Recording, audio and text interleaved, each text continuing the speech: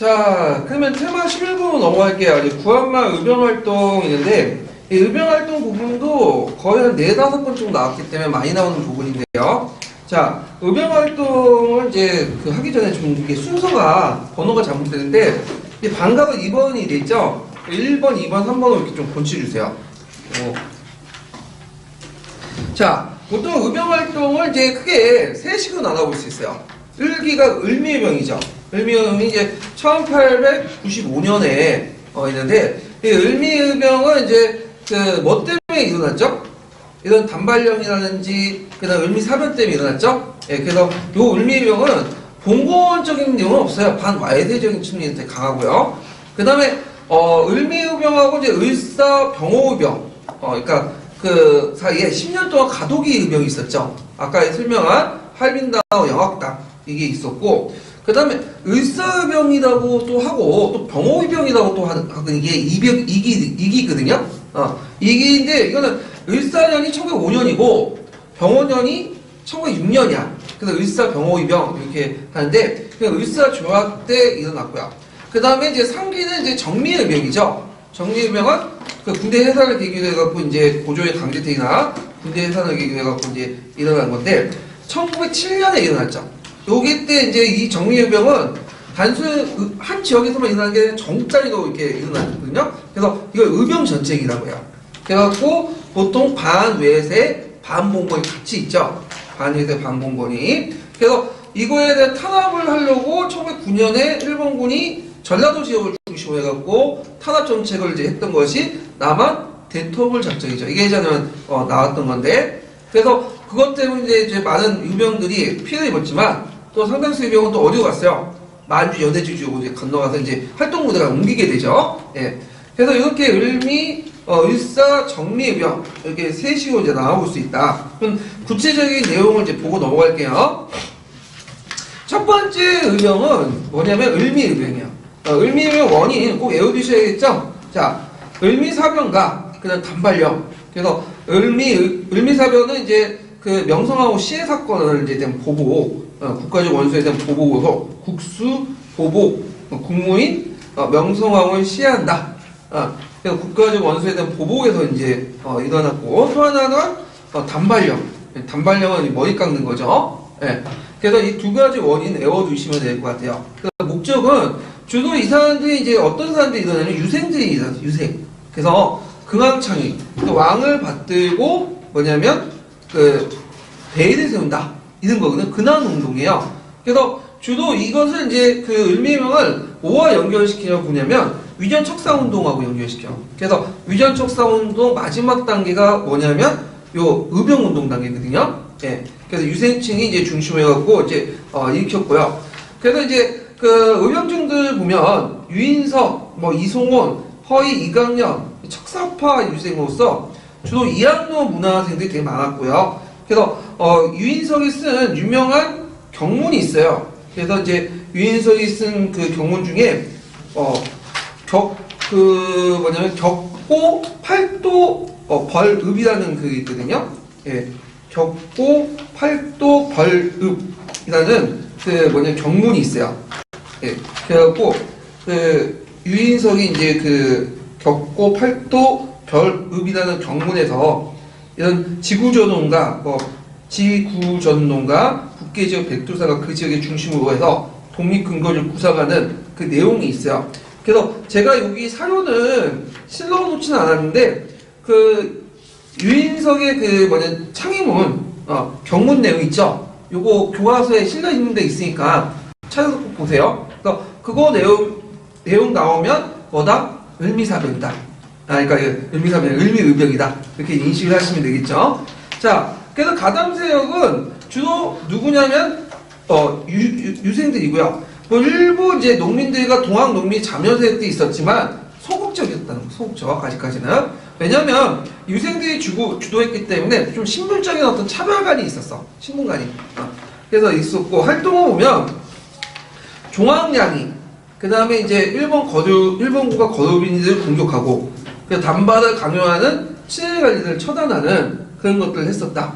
그래서 정부의 개화 정책을 추진하는 그 지방 간첩을 공격하고 친일 관료나 일본 수비대를 공격하는 그런 것들인데 예전에 한번 뭐가 나왔냐면 그 15년 기출 문제로 그 당시 을미의병의 그 주요 공격 대상 그게 문제 나왔거든요. 예, 그거 연관시켜서 좀 보시면 될 것 같아요. 자, 그 다음에 10년의 가도기를 끝나서 이제 또 했던 것이 을사병호의병이죠. 그래서 1905년에서 1906년까지 이제 했던 건데 그 원인이 됐던 것이 여러분도 알다시피 무슨 조약이죠? 1905년에 맺어졌던 을사조약이죠. 을사조약. 그래서 이제 을사조약 결과 이제 외교권이 박탈당하고 통감부가 설치되고 네, 그런 건데 자, 을사의병의 활동을 보면 국권회복이죠. 네, 그래서 예전에는 그 국무의 원수를 갚자 국수보복이었는데 이게 뭘로 바뀌었죠?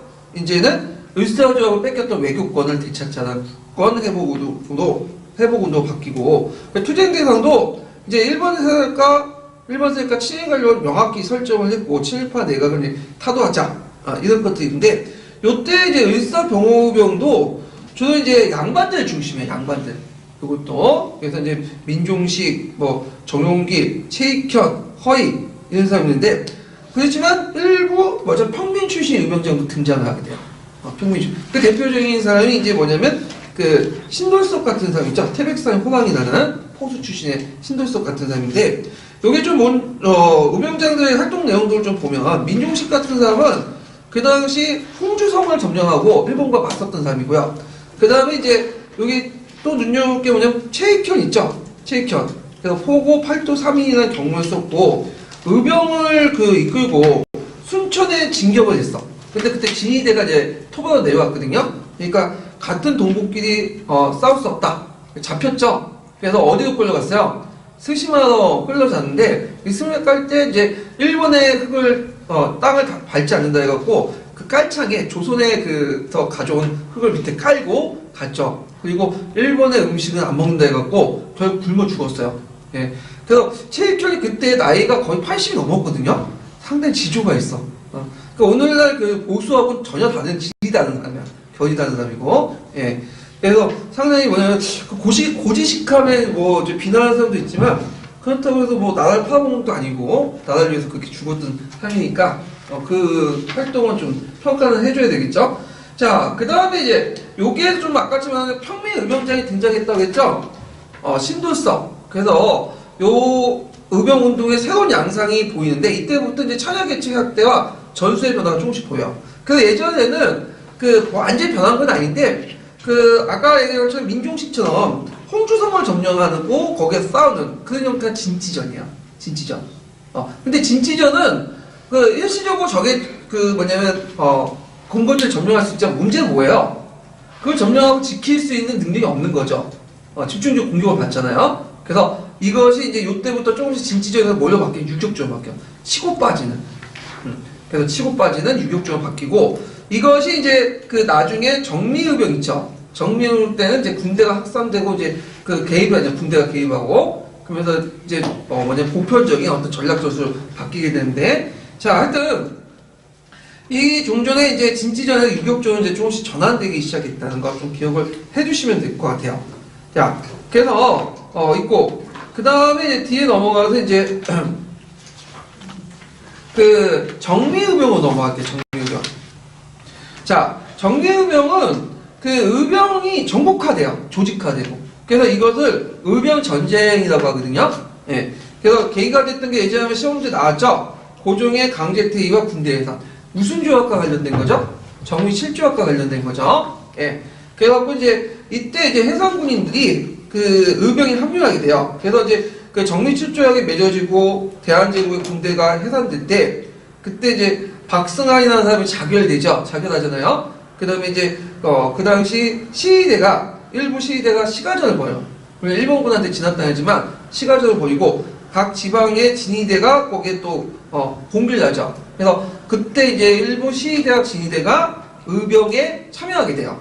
그러면서 의병운동이 새로운 계기가 되게 되는데 왜냐면 의병이 이때부터 이제 조직의 하적이 어떻게 돼요? 강화되죠. 그래서 근대식 소총이라든지 이런 것들이 들어오고 전략전술이나 이런 것들이 이제 하면서 의병 정쟁 형태로 발전하게 되고요. 그 다음에 종전에 이제 유생 중심의 어떤 의병에서 전계층적인 의병으로 바뀌게 돼요. 전 지역으로 참여하게 되죠. 자, 그래갖고 이제 확대됐다. 그래서 이때 이제 참여했던 사람들 보면 홍범도, 이병윤 이런 사람들이 이제 와서 참여를 했고, 그래서 이제 전국적으로 이제 참여를 했다는 걸 좀 기억을 해두시면 되고, 자, 그 다음에 또 하나가 뭐냐면, 예전에는 의병을 참여할 때 어떤 양반들의 어떤 신분적 위계질서, 이런 것들이 되게 강요됐거든요? 근데 이때부터 조금씩 없어지기 시작했다는 거야. 그러면서 이제 어떤 이제 평등하게 보고, 그런 의식들이 이제 조금씩 확산이 됐고, 그 이유 중에 하나가 뭐냐면, 몰락 양반 출신들이 많이 참여했어요. 몰락 양반이 잔반이죠? 잔반은 솔직히 의식이 별로 없어. 거의 평민과 같이 생활하다 보니까. 그래서 이런 신분적인 어떤 의식들이 조금씩 없어졌다. 그렇다고 해서 완전히 없어진 건 아니에요. 그걸 본 게 뭐냐면, 서울 진공작전이죠. 그래서 정미병 때 이제 하이라이트가 서울 진공작전인데, 이거는 이제 유생이 주도했어요. 유생이. 그래서 보통 이제 전밀면 반외세 반봉건이라고 하잖아요. 근데 이건 특이하게 반봉건은 없어. 되게 유생이 주도했을 때 반외세적인 측면이 되게 강하다. 그래갖고 이제 그 당시 전국의 의병부대들 연합에서 13도 창의군을 건설해서 했는데 평미 의병장은 배제됐어. 그래갖고 우리가 알고 있는 신돌섭이나 홍봉도나 이런 사람들은 배제됐어요. 왜? 신분이 낮다. 그래갖고 이제 배제되고, 그러니까 이거 아직까지도 정밀병 때 이제 조금씩 나아졌다고 해도 봉건적 사고를 완전히 탈피한 건 아니에요. 요거 이제 이 사례에서 볼 수 있듯이. 그렇기 때문에 대중적 기반을 확보하지 못한 한계도 있어요. 자, 하여튼 그 당시 선발대가 서울군고, 그러니까 이제 오늘 양주 있죠. 양주에 이제 나가서 이제 양주에서 1만 명 구성한 다음에 선발대가 서울안에서 진격을 했는데, 그들이 동대문 30리 지점에 있으니까 후속 부대에 30리 지점에 있으니까 30리 지점에서 일본 부대의 우수한 전력이 밀려가지고 퇴폐를 했어요. 전력상 이제 큰 차이에서 이제 패했는데, 그 중에 이제 유명한 일화가 있죠. 싸우는 과정에서 총대장 이인영이라는 사람이 뭐라고 얘기하냐면, 불친상을 당하니까 불효는 불춤이다 하면서 그냥 갔어, 집에. 그게 좀 약간 그죠? 국가의 일이 더 중요한데, 그리고 또 그때 이제 참여했던 허위 같은 사람도 체포돼가고, 그래서 이제 실패했어, 결국에는. 예. 그래갖고 이제 서울 진공작전, 이렇게 좀 기억을 해두시면 되고, 양반 유생들이 주도했다는 거. 그리고 청해군이 해체된 후에, 독자전 활동이 전개됐다. 그래갖고, 그 당시 이제, 각지에서 간도와 연해주 일대에서 의병군대들이 국내 진공작전도 펼치고, 그 다음에 이제 다른 지역에서도 연합부대가 형성 연합작전도 전개하고 등등 있었다는 거죠. 그리고 이제 요 내용들 좀 기억을 해두시면 되고요. 그리고 이때 이제 서울 주재 각국 영사관의 외교 활동도 같이 했어요. 그래서 의병을 국제법상 교전단체 승인을 요구하는 그런 것들을 이제 하는데, 어떤 분이 그런 식으로 얘기를 하더라고요. 1907년이면 외교권이 박탈당했대죠. 그럼 서울 주재 영사관이 뭐냐? 영사관이 존재할 리가 없지 않냐? 그렇게 얘기하시는 분이 있어요. 앞뒤가 안 맞잖아. 외교권을 박탈하면 서울 주재 영사관이 존재할 리가 없지 않냐, 이렇게 얘기하는데, 영사관은 대사관은 다르죠. 대사관은 뭐예요? 외교와 관련된 거고, 영사관은 뭐냐면 외교와 관련된 게 아니라 거기 거주하고 있는 자국민들의 편의를 돕기 위해서 만든 그거예요. 외교 시설이죠. 그래서 영사관이 있을 수 있어. 서울 주재에 영사관도 있을 수 있죠. 왜냐면 서울 주재에 자국민이 있을 수 있는 거 아니야. 그러니까 이제 편의를 돕기 위해서 이제 만든 거니까 이제 이런 식으로 해석을 하시면 될 것 같아요. 자, 그 다음에 이제 보면, 그래서 이제 의병 활동 의축을 보면요. 자, 1909년에 이제 일본군들이 이제 한반도를 이제 먹기 전에 일본이 의병을 먼저 진압을 해야 되겠다. 그래서 무자비한 진압작전을 펼치게 돼요. 그때 작전명이 뭐냐면, 예전에 시험 문제 나오는데 남한 대토벌 작전이에요. 네. 그래갖고 어디에 이제 집중을 하냐면 전라도 지역에 집중을 해요. 전라도 지역. 근데 전국적으로 봉기를 했지만 특히 전라도 지역에서 상당히 뭐냐면 강세했고 의병도 되게 강력했거든요. 그 이유가 뭘까요? 전라도 지역이 수탈을 많이 당했잖아. 수탈을. 네, 상당히. 그 당시 전라도 인구가 많았어요, 인구가. 지금은 보니까 전북도 뭐 200만 될까 말까? 지금 대구도 못한 인구 정도 되는데, 지금 많이 빠져나가서 그런 거고, 그 당시엔 인구 비중도 많고, 그 다음에 거기에 이제 수탈도 많이 당하니까, 그 당시 이제 전라도 지역이 집중 당하죠. 예. 근데 이제 전라도 의병이 많이 당했지만, 다행히도 공격이 전라도 지역에 집중돼 있기 때문에, 나머지 그 의병들은 좀 숨통이 트였죠. 그래서 어디도 이동했죠? 간도와 연해주 지역으로 이동을 합니다.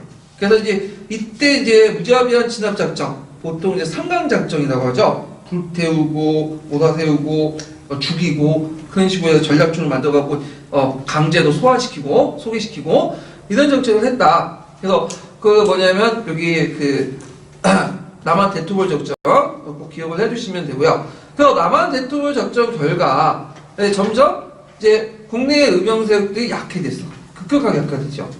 1910년대에 넘어가면 실제 의병들이 아주 미약해요. 근데 주의할 거는 의병 활동이 아예 없었다. 그럼 틀리죠? 의병 활동이 1910년대 중반까지 쭉 있었어요. 볼 수 있는 게 마지막 의병장이 몇 년에 잡히죠? 1915년. 어떤 때 1914년인데 하여튼 14년, 15년에 잡히죠. 최은이라는 사람이. 최은호는 이제 구한말 때 대한제국 때 군인을 얘기하는데 이 사람이 잡히고, 그다음 마지막 의병 단체가 있죠. 나중에 독립의군부라는 단체가 있어요. 나중에 설명할 텐데 이것도 권고를 했죠. 그래서 1910년대까지 분산 쪽 좀 있었다는 거죠. 네, 아예 없었다는 말 틀리고 거의 없었다는 거죠. 네, 약간 있었고. 그래서 이제 이런 걸 통해서 완전히 조직적 활동이 종식되고, 그 후로는 국내 그런 무장 활동단체 거의 없다고 보시면 돼요. 네. 그래서 이제 나중에 뭐 9월사인데 천마산대 이런 부대가 한 1920년대쯤 있었고, 그 다음에 이제 1930년대 넘어가면 김일성이 보충보 전투 있죠? 그것 정도. 그 외에는 거의 없었고, 대부분 무장 활동은 어디에서 했냐면 만주와 연해주 지역에서 이제 활동했다. 이렇게 이제 보시면 되겠죠? 자, 그 다음에 그 항일 의병운동의 의의 한계를 보면요. 의대 보면, 자, 집권층의 부패와 무능, 그 다음 외세의 침략하고 국가와 민족의 위기에 처했을 때, 그 다음 구국운동이었고, 민족의 강인한 저항 정신을 포출했고, 그리고 일제 식민지 그 체제에서 항일 무장 투쟁에 기반을 마련해서 항일 민족 운동사의 어떤 큰 줄기를 이뤘고, 만주의 무장 독립군을 전환을 했죠, 나중에. 그 다음에 20세기 제국주의 시대에 무장 투쟁으로서 전개하면서 약소민족 운동의 그 의의를 보였다. 약소운동 민족의 큰 의의가 있다. 이렇게 있고요. 한계는 뭐냐면, 그 일본과 싸우려면 무기가 뛰어나야 되잖아. 근데 일본의 정규군을 제압할 수 없었어요. 무기가 너무 뛰어나기 때문에 일본의 그런 그 정규군을 제압할 수 없었던 그런 한계가 존재를 하는데, 그래서 이제 그 당시 이제 그걸 알 수 있는 게 이제 뭐 영국 종군 기자였던 맥켄지라는 사람이 있어. 맥켄지가 그 의병하고 이제 대화를 나눴는데, 그 일본군의 무기가 훨씬 우수하기 때문에 뭐냐면 계속 쫓기고 있다. 이렇게 이제 답변을 하거든요. 그래서 지금 당장 바라는 게 뭐냐 했더니 무기 좀 달라. 우수한 무기. 네. 무기만 있었으면 일본군들을 격퇴할 수 있었다는 거죠.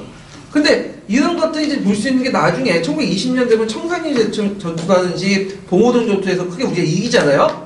그게 전략 전술을 잘 세운 것도 있겠지만 결정적으로 뭐냐, 무기가 좋아서 그래. 일본보다. 그때는 그 당시 러시아 혁명이 일어나고 백군하고 적군 싸웠잖아. 그 내분에서 러시아제 좋은 무기들이 우리 쪽으로 들어온 거야. 그래서 그때 일본군들 무기와 독립군들 무기 중에 독립군 무기가 더 좋았어요. 그래서 쉽게 이길 수 있죠. 그리고 우리나라 또 총도 잘 쏘고 일본군 얘들보다 등치도 좋잖아요. 예. 그래서 그런 것들이 이제 있는데 하여튼 무기가 되게 열세였다는 거. 그 다음에 이제 그 봉건적 지배 질서를 유지를 고집하는 양반 유세제 지도 노선으로 결속이 안 됐다는 거. 그걸 이제 대표적으로 이제 볼 수 있는 게 그 앞에 정리해병 때 그 서울 진공작전에서 그 양반 유세층이 주도하는 과정에서 평민 의병제를 배제시켰죠.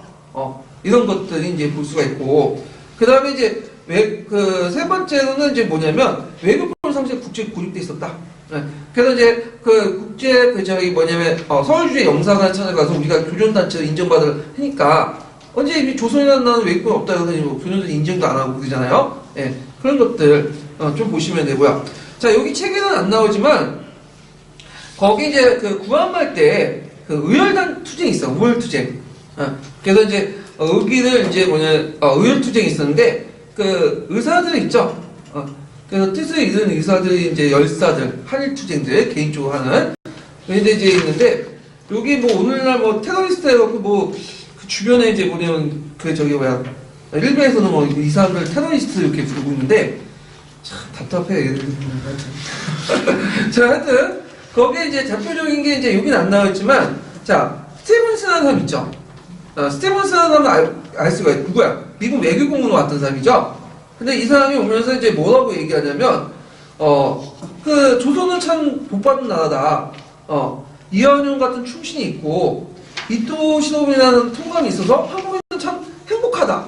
그런 망언을 하고 다녀요 미국에. 그래서 이제 장인이나 정보원이 와가지고 그 당시 이제 사과를 요구하니까 사과를 거부하니까 우발적으로 이동한 거였어요. 그때 장인아이 총을 쏘고 그다음 벗어나니까 정보원이 또 총을 쐈죠.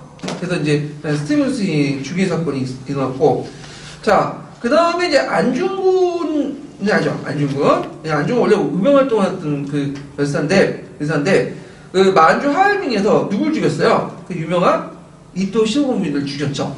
예. 그래갖고 이제 잡혀가지고 그때 이제 감옥소에서 그다음 하얼빈 감옥소가 아니라 유순 감옥에서 누가 하얼빈 감옥에서 이제 그렇게 잡혔다고 하는데 유순이에요. 예. 그래서 그 유명한 뭐였었어요? 동양삼국 평화론을 제시했죠. 그래서 이제 한국과 중국, 일본의 어떤 대등한 상태에서 협력하자 이런 것도 있고 그 다음에 이제 을사오적 암살단을 조직을 하죠. 그래서 나철 같은 사람들 대조교 이런 사람들이 조직했고 그 다음에 이재명이 누굴 저격하다가 했죠? 이완용. 근데 이완용 저격해서 중상을 입혔고 나중에 이재명 죽게 돼. 이재명 그때 되게 젊은 나이에 20대 초반 정도 된 나이였거든요. 21살인가 22살. 하여튼 이런 의열활동, 그러니까 의사들과 열사들 활동은 조직적으로 전개하지 않았지만 일본의 침략을 세게 알렸고 애국심을 고취시키는 계기를 마련했다. 예. 그래서 그때 그 했던 사람들, 의사들, 열사들 나이가 되게 적었어요. 어렸죠? 안중근이 31살? 그 다음에 이재명이 뭐 23살 정도? 이 정도. 지금 여러분 나이대에 있는 사람들이 이제 그렇게 했다 그거죠. 자, 그래서 이렇게 있고, 그러면 관련된 내용을 한번 볼게요. 131페이지 보세요. 131페이지.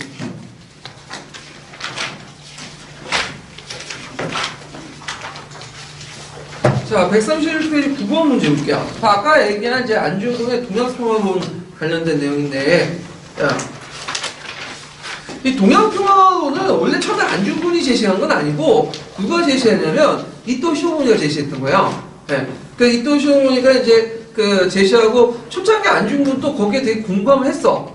그 너일 전쟁 전까지는 그 전후로는 되게 안중근 이토 시오모니 좋아했거든요. 근데 너일 전쟁 이후부터 일사적으로 내주면서 뭐 어떻게 돼요? 본색이 드러난 거지. 그러면서 이제 뭐냐면 이 배신자를 죽여야 되겠다. 그런 생각을 갖고 되고 이 안중근의 동양평화와 이토 시오모니의 동양평화가 상당히 다르다는 거예요. 예. 자, 그 내용을 이제 보면요. 자, 일제가 처음 제시한 동양평화를 안중근이 제시한 이유가 무엇인지 써보고 밑줄친 내용과 관련된 안중근의 구체적 방안은 세 가지로 말해보시오. 그래서 그 이유는 안중근은 바로 일본 자신이 만든 논리가 뭐죠? 그들도 비판한 거죠. 역비판하고 방안은 이제 라오등반대 누수남을 한중일 삼국의 공동으로 관리를 해서 군함을 만들고 그다음 세나가 대표의 한국의 평화회의를 하고 삼국 청년을 구성된 군대를 형성하고 또 삼국의 공동은행과 공용화폐를 만들자. 그러니까 오늘날 말하면 유럽통합 있죠? 유로 사용 이거와 비슷하다 보시면 돼요. 예. 자, 그래서 우리나라도 지금 보면 한중일 해가지고 유럽 통합이 됐듯이 한중일 통합도 하자. 그래서 뭐 동아시아 교과서 만들고 그러잖아요. 근데 절대 안 돼. 왜? 다 일본 때문이죠. 일본이 과거 청산을 제대로 해야지 무슨 동아시아 교과서 이렇게 만들고 그러는데 그래서 동아시아 교과서 저 취지는 좋은데 지금 조건이 안 돼요. 지금 무슨 그래서 좀 마음에 안 드는데 거기 보면 임진 외난을 임진 전쟁이라고 적어놓고 그러는데 네. 외난이죠. 솔직히 말해서 임진 전쟁이 아닌데 자 하여튼 금성 교과서 한번 읽고 넘어갈게요. 이 부분에 관련돼서 꼭. 자, 금성 265페이지. 자, 1번의 논리로 1번의 비판 안중근 이렇게 있죠? 예, 그래서 그 밑에 이제 그 안중근 동양평화 내용하고 그 밑에 있는 내용 한번 읽어볼게요. 예. 그다음. 오늘날 서양 세력이 동양으로 점차 밀려오는 환난은 동양 인종이 일치 단결하여 근력 방어해야 하는 것이 시급한 과제임은 어린아이일지라도 모두 알 수 있는데 무슨 까닭으로 일본이 이러한 수리의 형세를 돌아보지 않고 같은 인종인 이웃 나라를 약탈하고 우위를 끊어 도요새가 조개를 쪼으려다 부리를 몰리는 형세를 만들고 있는가. 안중근은 이토 히로부미를 처단한 후 그가 동양의 평화를 깬 위험한 인물이며 일본이 동양 평화를 위한 올바른 길로 돌아서기를 촉구하기 위해 그를 처단하였다고 주장하였다. 그는 감옥에서 동양 평화론을 저술하였는데 여기에서 랴오등 반도의 향구인 위순을 한중일 삼국이 공동으로 관리하는 군왕으로 만들고 새 나라에서 대표를 파견하여 평화회의를 조직하고자 하였다. 또한 삼국 청년으로 구성된 군대를 편성하고 삼국의 공동은행과 공용화폐를 만들자고 주장하였다. 동양평화론은 원래 일본이 자신의 대륙 침략을 덮기 위해 만든 논리였다. 안중근은 바로 일본 자신이 만들어낸 논리로 그들을 비판한 것이다. 그래서 이제 안중근의 동양평화론 내용 구체적으로 한 두세 가지 좀 외워두세요. 나올 수가 있을 것 같아요. 이 부분은요. 자, 그 다음에 136페이지 펴보세요. 자, 136페이지 몇 번 문제 보냐면 24번 문제 볼게요. 24번. 요거는 이제 그 의병운동과 관련된 내용인데 24번. 자, 여기 이제 간은 뭐와 관련된 내용이죠? 유인석 딱 보면 을미의병이죠. 을미의병. 예. 그 다음에 최익현 을사의병이죠. 그러니까 최익현은 을미의병과 연계되는데 을미의병 아니에요. 을사의병은 유명하지 이 사람은. 그 다음에 이제 그 밑에 이제 통관부 나오고 쭉 있는데 이거는 뭐와 관련 서울 진공작전 관련된 내용이니까 이제 정미의병 관련된 내용이죠. 그래서 을사, 을미, 그 다음에 정미의병 배경 꼭 외워주세요. 이거. 자, 그 다음에 이제 그 신조어의 내용. 그래서 한국정부가 시정의 개선에 관한 통감을 제의를 받고 법령의 제정 및 중요한 행정사청을 미리 통감에 승인했고 고등관리를 통감에 얻고 그 한국 관료를 임명할 것 이런 내용도 있고 그리고 우리가 알고 있는 이제 군대 해산과 관련된 내용 있죠. 이건 그 어디에 있냐면 그 군대 해산 뭐 차관 정치 그런 내용 있잖아요. 그런 거는 정리 실조약 그 본 내용에 있는 건 아니에요. 그 관련돼서 뭐냐면 비밀 협약을 맺었어. 그 비밀 협약에 있는 내용이야. 그러니까 정리 실조약은 그냥 전반적인 내용들 적어놓은 거고 구체적인 내용들은 그 비밀 협약에 행정 문서에 적어놓은 거야. 하여튼 통칭으로 같이 묶어서 이제 보고 있죠. 예. 자, 그 다음에 이제 여기 보면 이제 다해 작전 주체 인식서의 문제점. 그 아까 이제 이 서울 진공작전 문제점이 뭐라고 했죠? 그 당시 이제 양과 유생들이 주도했기 때문에 어떤 성리학적 질서, 신분관 이런 걸 계속 가지고 있었죠. 이런 것들 쓰시면 될 것 같아요. 예. 자, 그래서 이제 요 내용도 있는데 요거 한번 의견 관련된 내용들 한번 읽어보고 넘어갈게요. 니베르 교과서 잠깐 펴보세요. 교과서 선택에서 제일 중요한 거는 제가 보니까 내용이 일단 많아야 돼요. 예. 여러분들 뭐 학생들 가르치려고 하는 것이 아니고 인고 공부를 하려고 했기 때문에 교과서에서 이제 8개가 있잖아요. 그래서 내용이 전반적으로 홍보하는 게 좋은데 인고용어는 내가 딱 맞는 게 뭐냐면 그 니베르 교과서가 딱 맞는 것 같아. 제가 볼 때.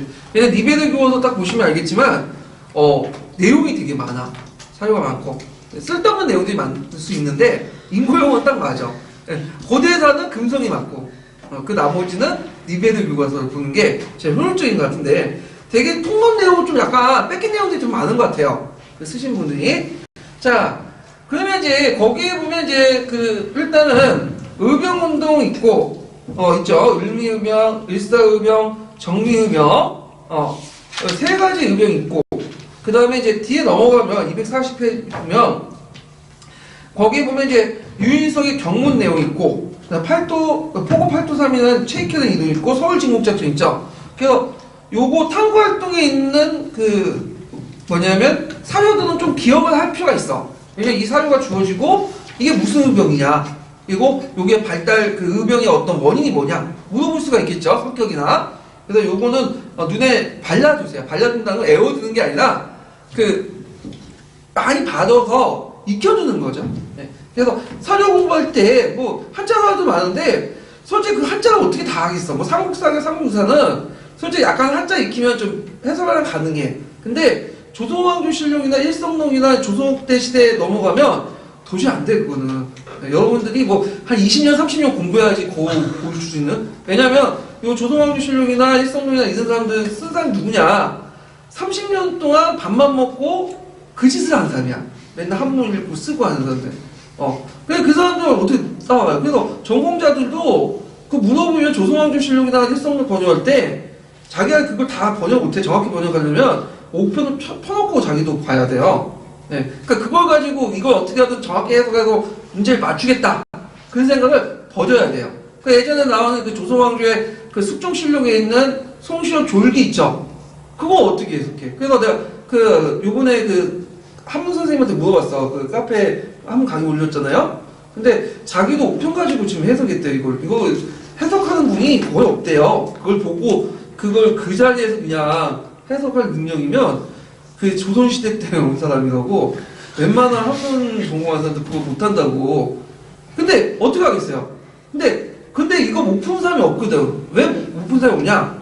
한문 해석을 정확히 한 게 아니라 그냥 내게 단서를 보고 시대를 상하고 유치해가고 쓰면 되는 거죠.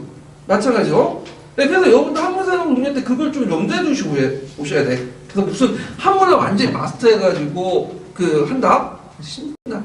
어떤 분은 무슨 학원 강의하면서 무슨 맹자, 논어 이렇게 찾아보고 그거 하는데 다 쓸데없는 또 몇 가지 든다면서요? 안 해오면. 누군지 아시나? 하여튼 뭐 들었어, 저도. 네. 자, 하여튼 그렇게 있는데, 근데 다행히도 이제 뭐냐, 근현대사 같은 경우 한문 사례도 별로 안 나와요. 한문서로 적혀 있는데 되게 원본을 번역해갖고 나오는 사례도 있거든요. 그러니까 계속 읽어보시면 익혀두시면 될 것 같아요, 이거는. 그래서 저기 이제 뿌셈이나 신뿌셈 있잖아요. 거기 사료집 되게 많잖아. 그래서 심심할 때는 계속 보세요. 그러면 이제 대충 보면 익혀두면 어떤 말들이 나오면 대충 유추해서 쓸 수 있도록 이렇게 하는 게 좋을 것 같아요. 하여튼 익혀두시고, 자, 그러면 요거 좀 길지만 일단 을미의병, 을사의병, 그 다음에 정리의병 세 단계 있죠? 각각 돌아가면서 한 번씩 읽어보죠. 예, 먼저 을미의병 한번 읽어볼게요. 항일의병은 애국개몽운동과 더불어 국권회복운동의 구축을 형성하였다. 을미사변 이후 성립된 친일내각은 을미개혁을 단행하여 1895년 11월 상투를 자율하는 단발령을 내렸다. 을미사변과 단발령에 반발하여 전국 각지에서 의병이 일어났다. 유인석, 이소웅, 허위 등 위정투사 사상을 가진 유생들이 의병을 주도하였는데 농민과 동학농민군의 잔여 세력이 가담하여 전국으로 확대되었다. 유인석 부대는 제천지방을 중심으로 활동하여 한때 충주성을 점령하였고 이소웅 부대는 춘천을 중심으로 활동하였다. 을미의병 항쟁은 아랍파청을 계기로 친일정권이 무너지고 단발령이 철회되자 대부분 종식되었다. 이때 해상된 농민 가운데 일부는 활빈당을 조직하여 반봉건 반침략 투쟁을 전개하였다. 활빈당은 친일파 관리를 처단하거나 일본 상인을 공격하였다. 1905년 이후 활빈당의 잔여 세력이 후기 의병에 합류하였다. 네, 그 다음 을사의병. 을사의병. 을사조약을 계기로 다시 봉기한 의병들은 을사조약의 폐기와 친일외곽의 타도를 내세우며 무장함전을 벌였다. 민종식이 이끈 천여 명의 의병 부대는 홍주성을 점령하였고 최익현은 전북 태인에서 의병을 일으켜 순창으로 진격하였다.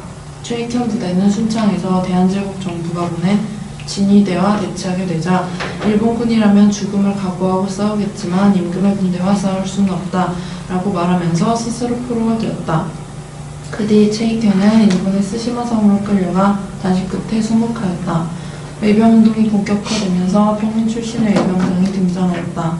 특히 신돌석은 의병 3천여 명을 이끌고 평해와 울진 등지에서 크게 활약하였다. 자, 그 다음 정리의병 한번 읽어볼까요?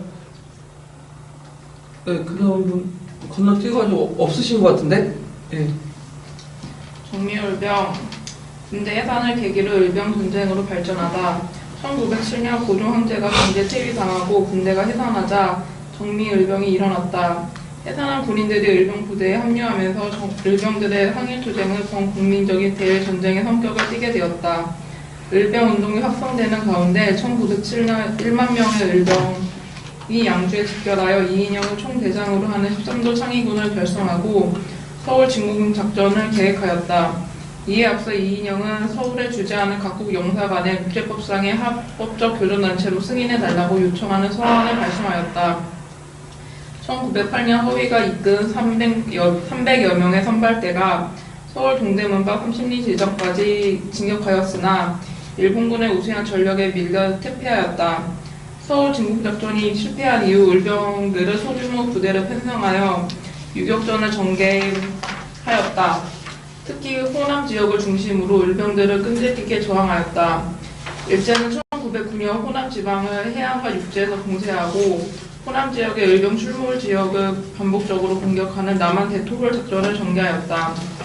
일본군의 대분배로 국내 을병 활동은 위축되었고 이들 가운데 일부는 간도와 연해주로 이동하여 항전을 지속하였다. 국내에서 을병 전쟁이 치열하게 전개되고 있을 때 1909년 만주의 하얼빈에서 안중근은 조선의 식민지를 주도한 이토 히로부미를 사살하고 그 즉시 체포되었다. 예, 그 옆에도 좀 읽어보세요. 이승 감옥에서 동양 평화론 집필하던 중에 처형된 안중근은 이토 히로부미를 죽인 것은 동양의 평화를 위한 의로 전쟁이다라고 선언하였다. 예. 자, 그 밑에 보면, 옆에 보면 이제 예국계몽운동, 의병운동의 차이점이 나오거든요. 그래서 그 예국계몽운동, 의병운동은 둘 다 뭐죠? 잃어버린 국권을 회복하는 데 있어요. 근데 그 방법이 달랐죠. 예국계몽운동은 뭐 민족계몽이라든지 민중계몽이라든지 근대교육, 신상업 같은 좀 평화적인 그 방법을 했는 반면에 이 의병운동은 뭐냐면 무력을 통해서 그걸 극복을 하려고 했죠. 예. 그래서 예국계몽운동의 문제점이 예전에 한번 시험문에 나왔던 게 뭐냐면 사회진화론이에요. 그 옆에 이제 보시면 알겠지만 이 사회진화론이라는 것은 다인이 주장 생물학적 진화론을 스펜서 같은 사람이 이제 뭐냐면 그 사회형사 국제관계에도 적용하는 거거든요. 야국권식, 적자생존, 자연도태 이런 걸 사용해서 그 강대국의 약소국을 지배하는 거, 강한 민족이 약한 민족을 지배하는 건 당연하다. 이런 논리야. 그러니까 순전히 뭐죠? 제국주의 논리예요. 근데 그 제국주의 논리를 그날 동아시아 지식인들이 적극적으로 수용을 했어요. 뭐 중국, 일본, 우리나라, 베트남. 그래서 이런 그 사회 진화론을 가지고 했기 때문에 일본이 우리나라를 지배하는 것도 당연하다는 그 인식을 갖고 한 거지. 그래서 국가는 망해도 사회는 있기 때문에 사회에서 어느 정도 자강 개몽하면 실력을 기르면 언젠가는 국가도 회복할 수 있겠다. 이런 식인 거죠. 그래서 이 예국개몽운동은 나중에 일제시대 때 뭐와 연결되죠? 신라 양성운동과 또 맥락이 연결되잖아요. 그래서 그 예국개몽운동이나 신라 양성운동이나 또 공통점이 뭐냐면 그 안에서 친일파들이 많다. 변절자들이 많고. 예. 그런 문제점이 일어나는데 하여튼 그 예국개몽운동, 의병운동 그 차이점 한번 읽어볼게요. 그 다음 분. 애국개몽운동과 의병운동은 모두 국권 회복이라는 공통의 목표를 가지고 상호 보완적인 구실을 하였지만 사상적 배경과 전개 양상에는 차이가 있었다. 애국개몽운동은 민중계몽, 근대교육, 식사능어, 언론활동을 통해 민족의 실력을 양성하여 국권을 회복하려는 운동이었다. 하지만 애국개몽운동에는 한계점도 있었다.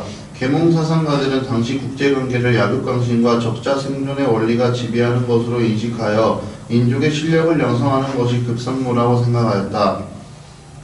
이처럼 애국개몽운동에는 스펜서의 사회진화론이 내재되어 있었다. 강자의 약자 지배를 수용하는 사회진화론의 논리는 일본의 한국 침략을 수긍하는 측면도 있었다. 의병운동은 외세의 침탈과 국권 침탈의 위기 속에서 자발적으로 봉기하여 노력으로 국권을 회복하려는 운동이었다. 또한 국가와 민족이 위기에 처해 있을 때 일어난 구국운동이었고 양반 유생에서 농민에 이르기까지 광범위한 사회계층이 참여한 민족운동이었다. 20세기 초 열강의 약소국 침략이 극심하던 시기에 의병들이 일제의 침략에 대항하여 무장투쟁을 전개하였다는 점에서 세계 약소 민족의 독립운동사에 커다란 의의를 지닌다. 그래서 그 밑에 있는 것은 이제 의병운동의 어떤 의의, 쓰면 요거 밑에 거 쓰시면 될 것 같아요. 의병운동 의의. 자, 그러면 이제 그 다음 테마로 넘어갈게요.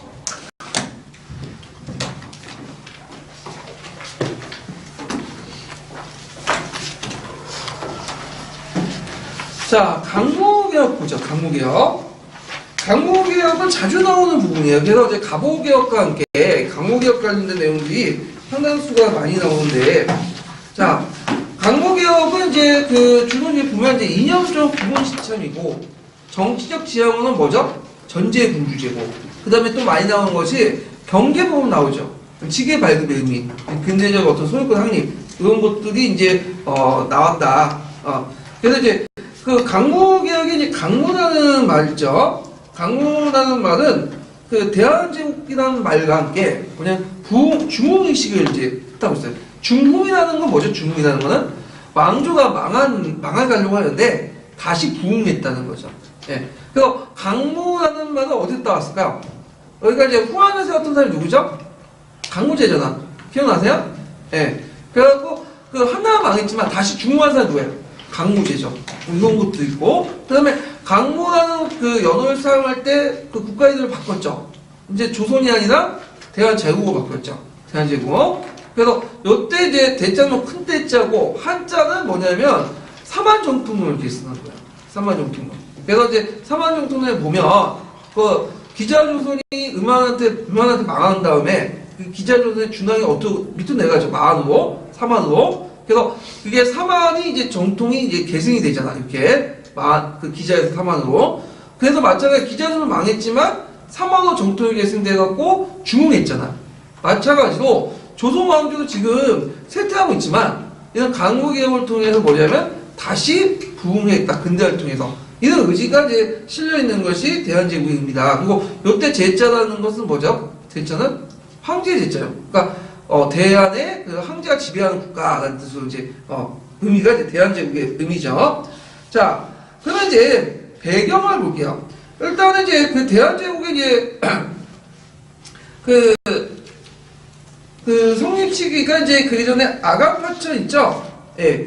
그 아가파천 그 이후에 이제 그 대한제국이 시작되고, 그 다음에 이제 돌아와서 이제 뭐냐면 총 10년까지 이렇게 있었던 거죠. 그 중간에 이제 강무개혁이 있었고, 자, 그러면 이제 배경을 보면 독립협회의 어떤 국제적인 어떤 독립협회와 국제적인 요구, 그 고종이 이제 그 요구를 받아들여 갖고 어디로 갔냐면 그 경운궁 갔어요.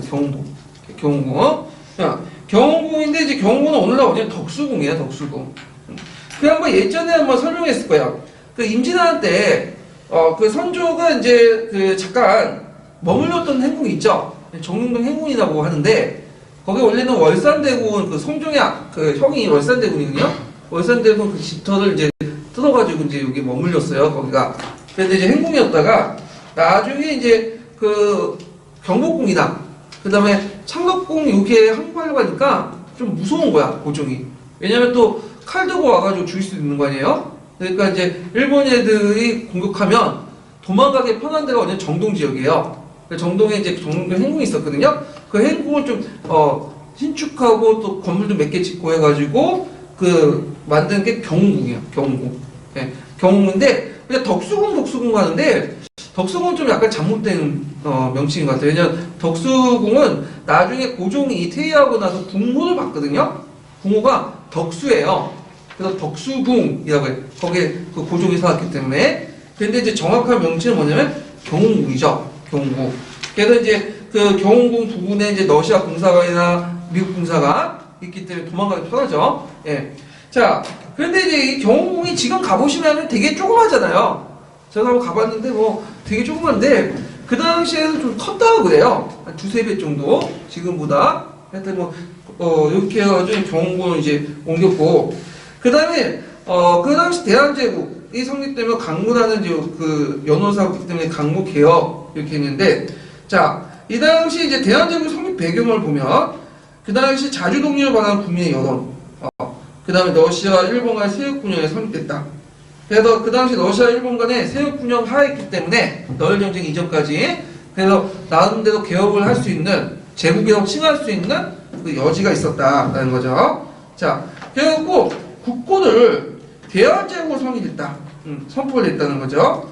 그래서 대한제국의 이제 선포를 통해서 뭘 청산시키려고 했죠? 그 당시 그 중국과의 관계를 청산하고 열강으로부터 자주 독립을 표현하려고 했다. 이런 것들을 이제 그 내세웠죠. 그래서 그때 왜 항제라고 하고 칭제권을 했냐? 그건 동양적 관념 때문에 그런 거야. 왜냐면 동양적 관념은 항제가 없으면 독립도 없고 그 다음에 없다는 말이죠. 항제가 없으면 독립. 왜? 왕은 항제 밑에 종속돼 있고. 그러니까 아까 얘기했지만 조선은 그 중국의 입장을 때 뭐예요? 독립국이 아니었죠? 종속국이었잖아. 그러니까 우리가 독립이라는 걸 명확히 하기 위해서는 그 누구죠? 왕을 황제로 격상시킬 수가 있겠죠. 그리고 그 왕권을 중심으로 근대화하기 위해서는 왕의 훨씬 더 좀 격상을 시킬 필요가 있겠죠. 그래서 이제 그 당시 이제 그걸 나타나기 위해서 칭제권을 상식적으로 이제 보여주기 위해서 그 당시 대궁중 폐하를 항제로 계칭하고 원구단에서 이제 그 즉위식을 갖죠. 그래서 자주 독립군을 내세웠다. 그래서 원구단 또는 항구단이라고 하죠. 그래서 원구단은 뭐냐면 그 하늘의 제사를 지내는 곳이에요. 원구단은. 그래서 하늘의 제사를 지내는데 그 하늘의 제사를 지낼 수 있는 사람은 누구만이 할 수 있는 거죠? 황제만이 쓰는 거죠. 고려시대 때는 제사를 지냈어요. 하늘에. 근데 그 조선 넘어가면서 조선 전기 때는 뜨끈뜨끈 좀 지내다가 그게 없어졌어. 왜냐면 제외 나라에서 도저히 천자가 지내는 황제가 지내는 하늘 제사를 지낼 수 없겠죠. 근데 이건 하늘의 제사를 지낸다는 거는 그만큼 그냥 황제국이다. 중국과 대등하다. 이런 것들 내세운 거죠. 그래서 이제 그 지금은 이게 원구단이 없어졌어요. 원구단이 그 뭐 조선호텔에 있는 건물이고 원구단 옆에 이제 뭐가 있냐면 항구문하고 해가지고 그 부속 건물 있어. 부속 건물만 지금 남아있거든요. 예. 자, 뭐 이렇게 해서 이제 있고 그래서 이제 원구단에서 항제 증위식을 이제 거행을 했다. 그래서 이제 이런 내용들을 이제 좀 기억을 해두시면 되고요. 자, 그러면 이제 그 개혁 정책의 원칙과 방향을 볼게요. 자, 개혁 정책의 원칙을 이제 보면 일단은 구분 신참이죠. 구분 신참. 예전에 한번 시험 문제 나왔던 건데, 자, 구분 신참이라는 것은 옛 것을 바탕으로 해서 새로운 것을 한다. 그래서 옛 것을 이제 이거는 어디에서 나왔냐면 그 예전에 그 갑오개혁과 갑신전변을 했잖아요. 근데 그 갑오개혁 특히. 근데 이때 이제 그 강무 정권을 이제 정권을 장악했던 그 근황파 세력들 입장일 때는 우리가 입장할 때 갑오개혁이 그렇게 좋은 개혁은 아닌데 급진적 개혁도 아니고 이걸 상당히 급진적 개혁으로 봤나 봐요. 그래서 갑오개혁 같이 급진적 개혁이 아니라 좀 옛것을 바탕으로 해서 뭐냐면 천진적으로 개혁을 한다. 이런 의미에서 이제 구본신참이라는 의미를 붙인 거예요. 자, 이거는 그 밑바닥에 뭐가 깔려 있는 거죠? 동도서기적 개념이 깔려 있는 거죠. 동도서기. 예. 그래서 이제 동도서기적 개념이 깔려 있다. 그리고 이제 관련 기구로서 이제 뭘 놓냐면 고종소, 나중에 고종서로 이제 개칭이 되는데 사례소, 내정서 이런 것들인데 요게 좀 눈여겨볼 게 뭐냐면 교종소라는 기구죠. 그래서 이 교종소는 이제 그 뭐냐면 여기에서 뭘 공포했죠? 대한민국 국제가 공포되죠. 대한민국 국제. 그 위에 국제가 내용이 있는데 대한민국 국제는 이제 그 항제가 이제 뭐냐면 친히 만든 기본법의 뜻이죠. 국제라는 의미가. 그래갖고 이제 오늘날 말하는 뭐와 비슷하면 헌법과 비슷한 거예요. 헌법. 그래갖고 이제 대한민국 국제를 만든 곳이 실제로 만든 곳이 이 교종소라는 곳이에요. 그래서 그 위에 대한민국 국제가 있죠. 대한민국 국제 보면요. 근데 여기 주의할 것은 뭐냐면 대한민국 국제는 원문 내용을 지금 적어놓은 건 아니에요. 원문도 달라요. 네, 이거는 원문 내용을 좀 요약한 거야. 애들 저기 이해하기 쉽게. 거기 보면 자, 대한민국은 세계 만국의 공인한 자주독립제국이다. 이게 있고 그 다음에 이제 그 대한 정치는 만세불변의 전제 정치다. 만세불변의 정치 정치는 뭐와 비교할 수 있냐면 국민주권주의 부정한 거예요. 만세불변은 뭐야? 만세 동안 계속 이어졌다는 거야. 이게 신성하기 때문에 건들 수 없다는 거죠. 메이지 유신도 거기에 있어. 메이지 유신도 거기 메이지 유신도 만세불변의 어떤 항제권 얘기하고 있는데 자, 그 다음에 3조부터 해서 5조까지 쭉 뭐냐면 뭐와 관련된 내용들이 있냐면 항제권의 권한들. 그래서 뭐 군권도 있고 육해권도 있고 법률도 제정하고 그다음 대사 특사 가면 복권도 달 수 있고 뭐 다 있죠. 사심 파견하고 선정 강화 재반 조약을 체결한다. 그래서 여기에서 볼 수 있듯이 뭘 지향한다고 볼 수가 있죠? 네? 네, 전제분주제. 이걸 지향한다고 볼 수가 있다는 거죠. 근데 참고로 이것도 이제 근대적 입법에서 이제 이렇게 하는데 실질적으로 전근대 시대 때는 황제나 왕의 권한을 명문화했을까요? 안 했죠. 명문화 안 했어. 중국의 황제의 권한과 왕의 권한은 명문화 될 수 없는 신성 불가침. 자기 마음대로 할 수 있는 거야. 이거는요. 근데 이건 좀 명문화 시킨 거지. 예. 자, 하여튼 이렇게 보고 자, 예전에 인연적 기반이 나왔죠. 인연적 기반이 뭐죠? 만민공법. 여기 외워두세요. 예. 만민공법은 서양 열강들이 이제 체결한 국제법인데 어떤 주권의 소재나 집행 형식을 만민공법에 입각해서 했다. 물론 이 만민공법은 영미식 공법이 아니라 법이 아니라 뭐죠? 포에센 독일법이죠. 예. 그래갖고 독일법을 되게 좋아했어. 예. 이게 이제 조선뿐만 아니라 일본이나 중국도 마찬가지죠. 그래서 일본의 메이주시나 그다음에 이거 대한국제나 그다음에 헌법대강이나 중국에 다 뭘 입각하는 독일식 헌법, 흥정헌법을 기반으로 한 거죠. 이게 만민공법이야. 그래서 이 당시 국제법 이렇게 이제 이해를 해주시면 되죠. 그래서 이제 요 정도 기억을 해주시고요. 그러면 여기에서 이제 개혁 내용을 볼게요. 개혁 내용을 정치, 군사, 외교 개혁 내용을 보는데 되게 좀 어디에서 많이 나오냐면 경제 부분에서 많이 나와요. 경제 부분에서. 그래서 예전에 경제개혁과 양전사업, 뭐 지게발급 그런 거 다 나왔죠? 예.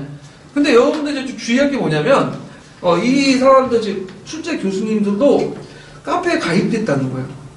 그래서 카페에 가입돼서 가끔씩 와서 동향 파악을 해. 그래서 거기 제가 자기소개란 보면 등록란 보면 가입 동기 중에 그분이 있어. 교수님이 소개해가지고 왔다고.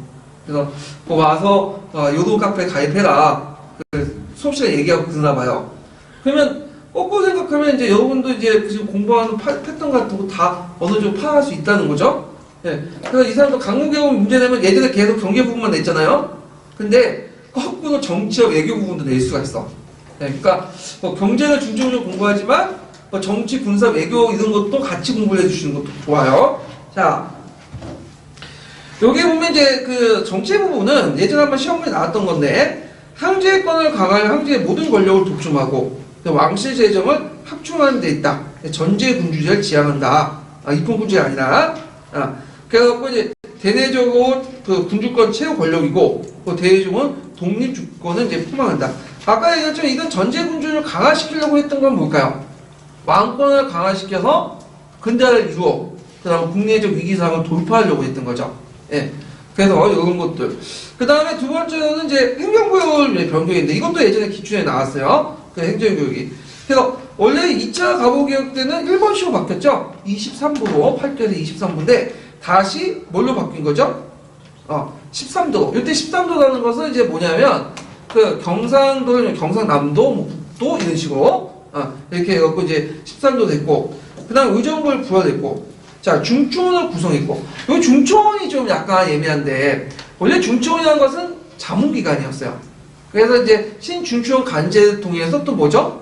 의회기관 바꾸려고 했다가, 이게 취소되고 다시 뭐냐면, 간선 위주의 자문기구 바뀐 거죠. 그래서 요런 내용. 그 다음 평양을 서경으로 걱성하고, 행궁, 건립하고, 그런 내용도 있고요. 자, 그 다음에 군사적인 거 보죠. 그래서 이제, 이 군사는 이제 강화시키려고 했는데 문제는 이제 그 당시 어떤 문제가 있었냐면 징병제를 실시하자라는 의견이 있어요. 징병제. 일본처럼 징병제를 실시해서 군대를 강화시켜야 된다. 그래서 이제 했는데 문제는 위견만 있을 뿐이지 그게 실시를 못했어. 그 이유가 뭐냐면 징병제를 실시하면 일단 뭐가 있어야 돼? 돈이 있어야 돼. 재정이 들어가야겠죠. 재정이. 그다음 두 번째는 징병제를 실시했으면 어떤 문제점이 있냐. 가만히 생각해보니까 고종 입장에서 징병제를 실시했으면 의무를 부과하죠. 그러면 국민으로서 뭘 또 둬야죠? 권리를 줘야 돼. 그래서 일본 같은 경우에는 메이준시 할 때 징병제 실시할 때 뭐냐면 징병도 하고 또 교육도 시키고 국민교육도 시키고 그 다음에 또 뭐냐면 또 물론 나중이지만 의회도 건립하고 투표권도 주고 그러잖아요. 그런 작업들 해야 되는데 고종이 싫은 거야. 왜? 징병제를 실시하면 안 된다. 왜? 징병제를 실시하면 징병도 하고 또 교육도 시키고 국민교육도 시키고 그 다음에 또 뭐냐면 또 잘못되면 뭐야? 민권이 강해질 수 있죠. 예. 그래서 이런 것 때문에 논의만 있었지 실제로 실시하지 못했어요. 이 부분은. 자, 하여튼 황제권을 강화시키고 그 다음에 치안을 유지했지만 치안을 유지하는 수준에서 벗어나지 못했다. 그래서 이제 그 당시 그 고종은 되게 독일을 좋아해가지고 항상 있고 프로시아 있죠. 공복을 착용하고 그 다음에 이제 국가나 이런 것도 다 독일시켜 국가를 이제 창설했다. 국가를 이제 만들었다 그죠. 그래서 에아 게르트인데 그 사람이 작곡했다는데 이 사람이 우리나라 국가도 만들고 뭐 일본에 지금 기미가요 있죠. 그것도 만들고 됐나봐요. 네. 돈 받고 이렇게 만들어주고 그래서 어기, 뭐 칭강기, 군기 이런 거 화려한 장식적인 것들은 다 했는데 실제적인 내용은 별로 없어요. 예. 그래서 이제 그 내용을 이제 보면 뭐 서울의 친위대를 증강하고 시위대를 창설하고 그 다음에 뭐 진위대를 확충하고 뭐 그 내용이 있고 그 다음에 이제 그 원수부를 설치해서 최고 통수부에 오는데 이제 황제권의 어떤 친위대를 강화시키게 돼 있고 그다음에 육군 헌병대를 설치했다. 헌병은 알죠? 그 군대 같은 건 독립적인 사법권이 있기 때문에 사법권을 지키는 집행하고 뭐 경찰도 필요하죠. 그래서 헌병이라고 하는데 자 그 다음에 이제 여기 그 외에도 여기 안 나와 잠깐만요. 여기 안 나왔죠. 무관학교를 이제 만들어가지고 고급 장교를 양성하고 그다음 근대적인 어떤 학교도 해군도 건설하려고 했어요. 그래서 그 당시 최신 군함이었던 그 양모와 강제호를 구입했어. 양모와 강제호 영국의 그 화물선을 개조해가지고 했는데 이게 나중에 이제 우리나라 망하고 나서 일본 그 뭐냐면 함대 보급선으로 전락을 해요. 그래서 결국에 침몰됐는데 예. 그래서 이제 양모와 강제호 같은 근대식 어떤 해군 함정도 구입을 하려고 했고 아까 이제 여기 나온 진병제 있죠. 논의하고 실시하고자 조치건 반포했는데 실제는 뭐죠? 안 했다는 거. 예, 실제로 못했어요. 예, 이런 것들이 다 이제 군사적인 어떤 것들을 볼 수가 있고요. 자, 외교적인 측면을 볼게요. 외교적인 측면. 자, 연해주 간도 지역에 국민을 파견했죠. 예, 그래서 이제 그 당시 이제 간도 같은 경우에는 이제 뭐냐면 그 청나라하고 영토 갈등이 있었어. 특히 이제 그 뭐 때문에 영토 갈등이 생겼냐면 그 백두산 정계리 아시죠? 예, 토문방의 해석을 불렸어. 이제 영토 갈등이 있었고 그래서 이제 그때 그 몇 차례 청나라하고 그 조선 간에 그 당시 국경 회담을 이제 몇 번 거쳤어요. 관계회담이라고 하는데 이게 잘 안 됐어. 그래갖고 이제 북간도의 영토 편입을 시도하려고 간도관리사를 파견하고 병계 교무소를 설치하고 그랬거든요. 예, 간도 지역을 장악하려고 했고 그 다음에 이제 그 블라디보스크에 교민들이 많이 있었어요. 왜 교민이 많았냐면 블라디보스크는 이제 국경조약 이후에 연해주를 장악한 그 러시아가 거기에 이제 동양함대를 배치했거든요. 거기에다가 그래서 이제 남한정치의 전진기지로서 삼았는데 블라디보스크는 원래 있었던 도시가 아니에요. 이거 뭐죠? 계획도시예요. 계획도시. 그러니까 러시아가 임의대로 만든 도시인데 그때 도시 건설에 조선인 그 노동자들이 많이 갔어요. 그래서 거기에 블라디보스크에 조선인들이 많이 살고 있었어. 그래서 이제 이들을 관리하기 위해서 그 당시 영사관하고 비슷한 해삼인 통상사무소를 설치했죠. 해삼이라는 것은 이제 블라디보스크를 한자로 적을 때 이렇게 해삼이라고 하는데, 자, 뭐 이렇게 이제 설치됐다. 그 다음에 또 하나 보면 한청 통상조약을 체결했죠. 자, 여기에서 이제 볼 수 있는 것이 뭐냐면 조약이죠, 조약. 이게 상당히 의미가 중요해요. 보통 그 전에 조선하고 청나라가 맺었던 게 뭐죠? 조청, 산미, 수용, 무역, 조약이 아니라 장정이야. 장정은 뭐냐면 이거는 조약은 국가와 국가 간에 맺어진 거죠. 근데 이거는 대등한 관계인데 이거는 국가와 상국과 하국 간에 맺어진 거야. 종속국 간에. 그래서 장정이라는 이름을 붙였는데 여기에서는 한일 통상 조약이라 했다. 그래서 그 당시 과거 종주권을 주장했던 청가, 그 다음에 조선 황제간의 명예로 체결해서 한국 사상 최초 대등한 대중 외교를 했다. 그게 가능했던 것이 이제 청일전쟁 이후에 청나라가 패배를 했기 때문에 그게 가능했던 거죠. 자, 그 다음에 경제개혁. 요거 별표 3개 쳐보세요. 주로 강국개혁 관련된 내용들이 나오면 되게 이거 경제개혁 관련된 내용들이 나오거든요. 예.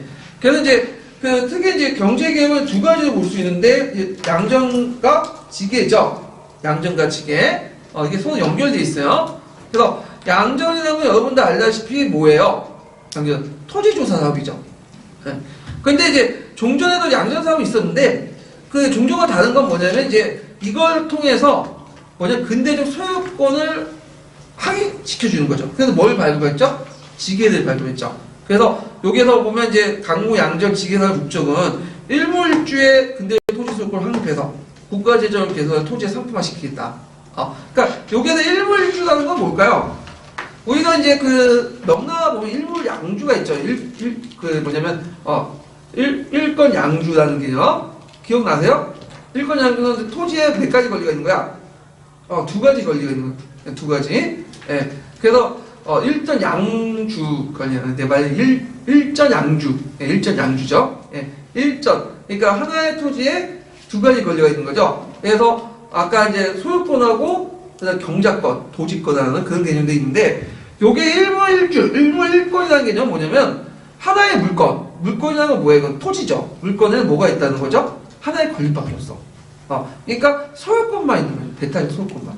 그 외에 이제 간섭적으로 인정받았던 경작권이나 도지권이나 이런 것들을 인정하지 않겠다는 거야. 그래서 일몰일권을 조의에 육각해서 소유권만 인정하다 보니까 토지의 상품화가 어떻게 될까요? 원활히 할 수 있는 거죠. 그래서 기본적으로 강무 양전 지게 사업은 피지배층에 의한 개혁은 아니에요. 누구 개혁이죠? 양반 지주들 개혁이에요. 예, 그러니까 위로부터 개혁은 이제 단면을 볼 수가 있는데, 개혁은 이제 이 양전 사업이 그 강무 양전 지게 사업이 나중에 좀 중단됐다. 너희 전쟁 중에 중단됐다가 누구로부터 계승되지? 다시 일본부터 계승된 거야. 그래서 이것을 못한 것을 미비한 걸 다시 보충해서 1910년대 뭐가 있었죠? 토지 조사 사업을 했던 거죠. 그리고 그때 이제 부동산 등기 제도가 확립된 거죠. 예. 자, 그래서 이제 그 강무 양전지계사의 목적은 아까 얘기한 것처럼 일몰일권주의, 그러니까 근대적 토지 소유권을 확립해서 확립인데 이거 못하네. 수정해 주시고. 자, 확립해서 국가 재정을 개선하고 그리고 지주대를 뒷받침할 수 있는 법과 제도를 마련하고 농민 경제를 안정하게 것을 이제 했다. 그래서 양전 사업의 내용을 이제 보면 크게 양전 사업은 지게 사업 이렇게 나누고 있는데 크게 구별할 필요는 없어요. 왜냐면 같이 진행했다고 보시면 되고. 그래서 이제 그 양전 사업을 이제 했던 것은 양지 아문이고요. 예. 그 다음에 이제 그 지게 사업을 했던 것은 원래 지게 아문에서 한 거죠.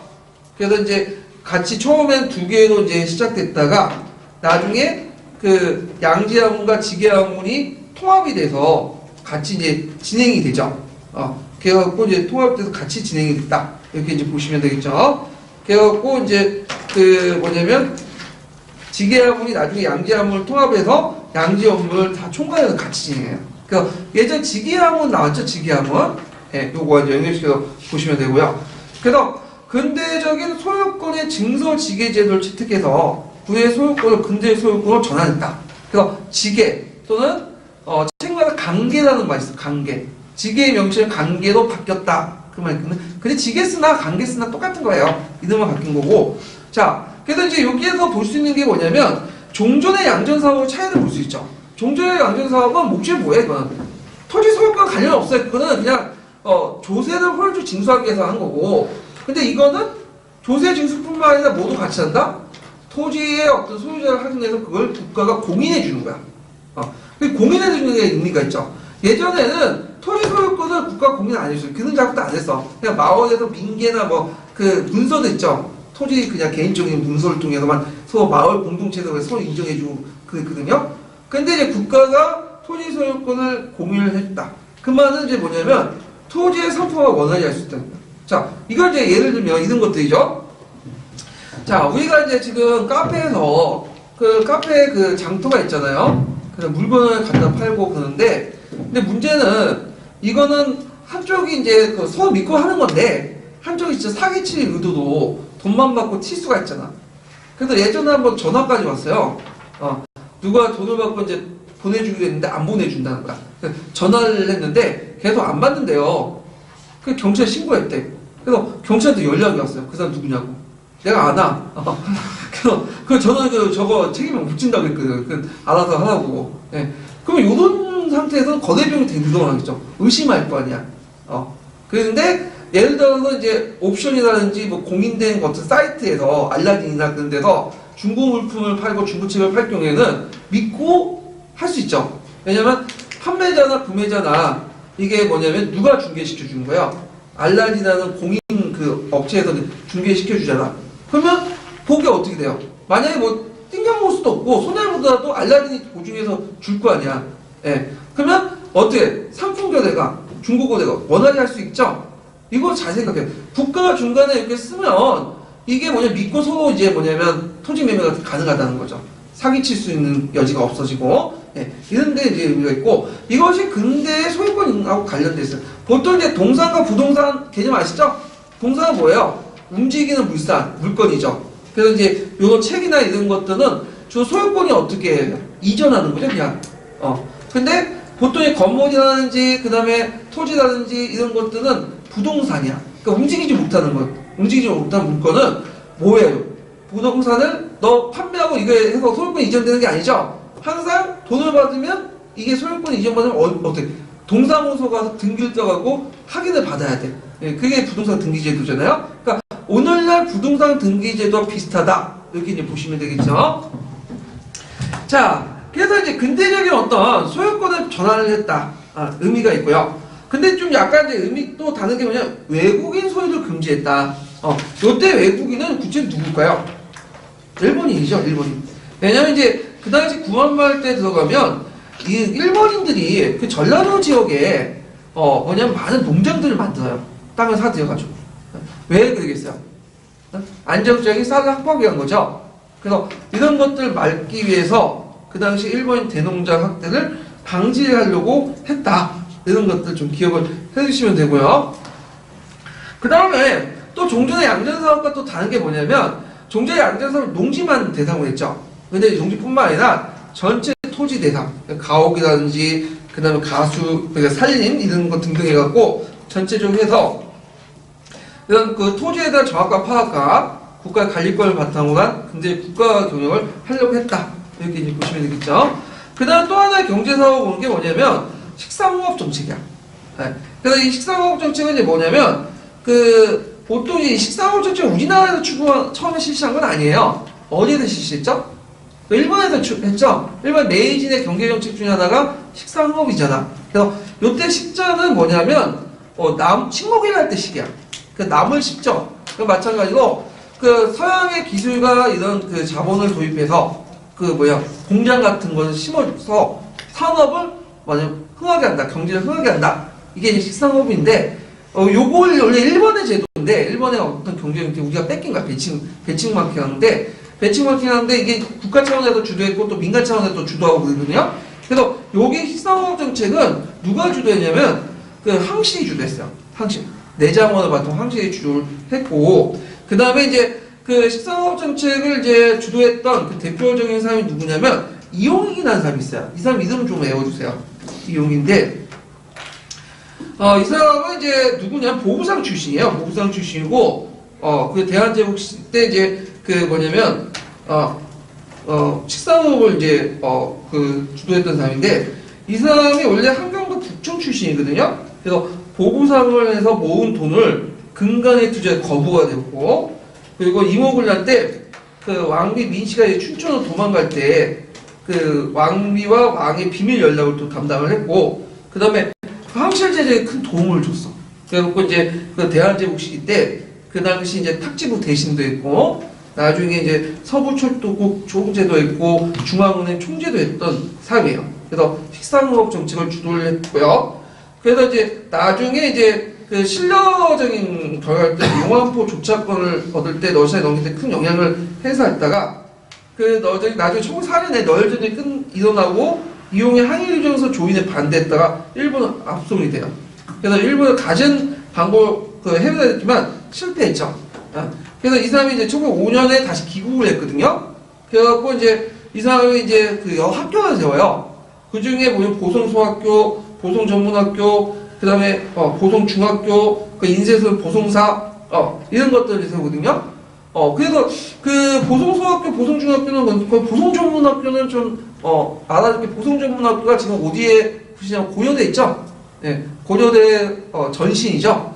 예, 그래서 이제 보성전문학교 세우고, 그 다음에 을사조약을 체결하니까 고종의 밀서를 가지고 프랑스에 가던 중 상동반도에서 일본 간헐에 발각되고, 그리고 이 공작 때문에 파면당하고 해외 독립운동을 전개하다가 블라디포스토크에서 죽게 돼요. 1907년에.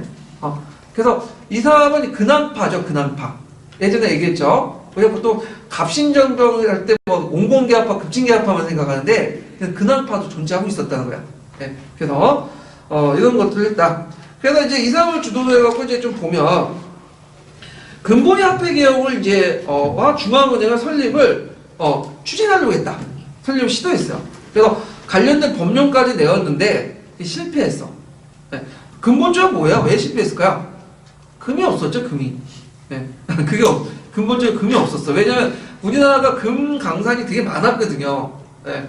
근데 문제는 뭐냐면 금강이나 이런 것들 개발을 다 일본이나 미국이 했기 때문에 다 그쪽으로 건너간 거야. 그래서 그 당시에 이제 근본위 제도가 이제 확립됐던 시기이기 때문에 만약에 우리나라에서 이제 독자적인 채무권을 갖고 있었으면 어떻게 해요? 우리나라 국왕이 될 수 있었는데 그 자원을 이제 뺏긴 거죠. 그래서 이 근본위 화폐제도나 중앙은행 설립은 결국 시도가 실패되고 언제 했죠 이거는? 메가드 화폐개혁 때 한 거죠. 그래서 요거 구한말 시기 때 구한말 그 구한말 때 금융개혁과 화폐개혁도 예전에 한번 시험이 나왔던 거예요. 그래서 나중에 뒤에서 한번 장을 또 만들어서 이제 더 자세히 살펴보기도 하고요. 그 다음에 그 근대적 시설을 확충하려고 했죠. 그래서 경원선 철도 구설 시설이나 경부선 경인선 했는데 안 됐어. 그래서 철도는 그 나중에 얘기하겠지만 그 간선은 우리나라 철도망의 그 간선 철도 있죠. 경부선, 경의선, 뭐 호남선 다 누가 만든? 경원선 다 누가 만든? 일본이 만든 거죠. 근데 우리도 좀은 간선 아니라도 지선까지 만들려고 뭐 서북 철도국이나 뭐 이런 회사들도 만들고 그랬는데 다 실패했어. 왜냐면 결정적으로 뭐가 돈이 없어. 기술도 없고. 그래서 이제 시도는 했지만 안 됐다. 그래서 이것들을 볼 수 있고. 그 다음에 이제 전화가 가설됐고요. 그 다음에 전차는 만들어, 전차는. 그래서 미국과 합작을 해갖고 이제 전차도 이제 만들었는데, 이 전차가 상당히 빨리 만들었다고요. 그래서 아시아 지역에서 두 번째로 만들어졌다고요, 전차가. 네, 그래서 서울에서 이제 전차를 개설을 했고요. 그 다음에 황제 직수의 국내부와 내장원을 강대해서 왕실제로 독립했고, 그래서 탁지부 통제를 탈피했다. 그래서 이제 아까 얘기한 것처럼 황실재정과 국가재정이 분리됐다고 했죠? 근데 이제 국가재정은 빈약해지고 황실재정 중심으로 했다. 네, 이렇게 이게 좀 한계라고 볼 수가 있는데, 결국에는 이런 개혁 정책들은 언제 끝났다? 너울 전쟁 때 끝난 거죠. 그래서 일본이 이제 완전히 그 주도권을 장악하면서 이제 어떻게 돼요? 세력 균형을 입각한 강무 개혁을 추진할 수 없었죠. 그래서 이제 인내 너울 전쟁으로 중단됐는데, 자, 그러면 그 한계 내용을 좀 볼게요. 그래서 1번, 2번, 3번, 여기 3번까지는 실전에서 있는 내용이고, 네. 그 다음에 이제 거기 그 4번은 이제 근현대사 교과서, 중앙교과서 예전에 있었던 내용이거든요. 자, 여기 보면 첫 번째로는 구본 신청을 인용을 한 복구적 성격이었다.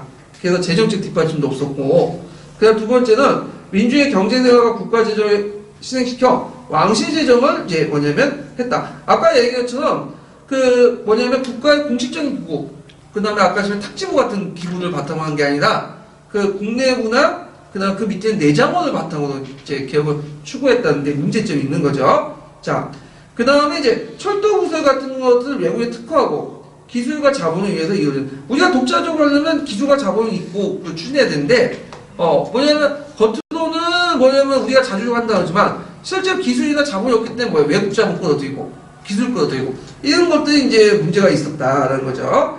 자, 그 다음에 네 번째는 그 개혁 방향이 전제군주권 방향으로 나간 거예요. 그래서 군권과 민권 중에 군권을 너무 강화시키고 민권을 억압하는, 그게 대표적인 사건이 뭘까요?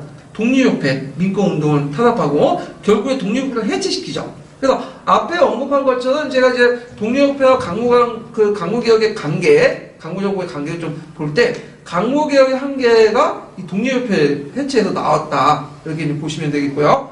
그 다음에 일본과 뭐 외국과 열강대의 어떤 반대, 이런 것도 있고요. 자, 의인에 보면, 한계는 보는데 의인은 되게 여러 가지 의견이 존재해요. 이 강무개혁에 대해서 좋게 생각하는 사람도 있는데 상당수는 있는데 또 부정적으로 생각하는 사람도 많거든요. 그래서 만약에 강무개혁의 의의서가 안 나올 것 같아 이거는. 그냥 중구난방이야 이거는. 그래서 이제 한 가지 정의할 수 없는데 대충 이제 보면 자 일단은 외세 간섭 없이 자주적으로 추진했다. 역사적 의미가 있다는 거죠. 그래서 앞에 있었던 갑신전병, 갑오, 을미개혁은 다 일본 같은 외세 간섭 때문에 또는 어떤 정치 의도 때문에 이제 했고 충분한 어떤 준비 기간이나 치밀한 계획 없이 한 데 반해서 그리고 또 급진적 개혁 때문에 국민 전반에 지지를 못 받았죠. 근데 그 상대적으로 강무개혁은 이들 개혁에 비해서 나름대로 추진 주체도 있었고 정부가 효율적으로 어떤 계획에 따라서 추진했다는데 있었다. 그리고 상대적으로 봤을 때 그 외세 간섭 배제한 채 추구했기 때문에 자주적이다 이렇게 평가받을 수 있죠. 근데 실제 내용을 좀 보면 그 당시 이제 칠라파들이 중도했고 그래서 그 자주성에 한계가 있었고 그 집권세의 보수성이 이제 독립협회 활동이 억압됐다. 그래서 이런 건데 특히 이제 이용익 같은 사람 있죠? 이용익은 대표적인 뭐야? 칠력파예요. 이 사람들은 그래서 그런 것들이 있다는 걸 좀 보시면 될 것 같아요. 그리고 그 강무개혁의 의의와 평가는 좀 상반된 견해들이 되게 많아요. 그래서 이 의의와 의의성만은 안 나올 것 같아. 이 부분은요. 다들 의견이 많기 때문에. 자, 그러면 관련된 내용들 한번 형사평가에서 찾아볼게요. 자, 130페이지 볼게요.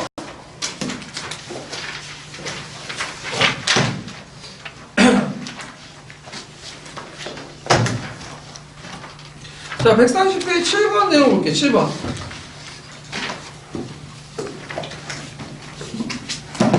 자, 여기 보면 이제 이 책이라는데 이 책은 이제 보면 98장에 보면 강대하고 한판 나라가 다른 나라의 자주권과 자립권을 침탈할 경우 모든 나라가 호응을 구원한다는 규정이 있는데 자, 이 책은 어딜까요? 만민공법이야. 만민공법. 예. 그래서 영향은 대한제국 선포를 준비하는 만민국법을 면밀히 검토하고 대한제국 선포에 대해 국제사회 승인 얻기 위해서 많은 노력을 기울였는데 이 만민국법은 그 당시 개화파, 위진척사파 관련 없이 당시 지식에 많은 영향을 줬다. 예. 우리나라뿐만 아니라 일본이나 중국에도 영향을 줬어. 특히 위전척사 운동도 이제 이 시기에 들어가면 좀 한국에 바뀌었죠. 예전에는 하이간에 입각해야 됐죠.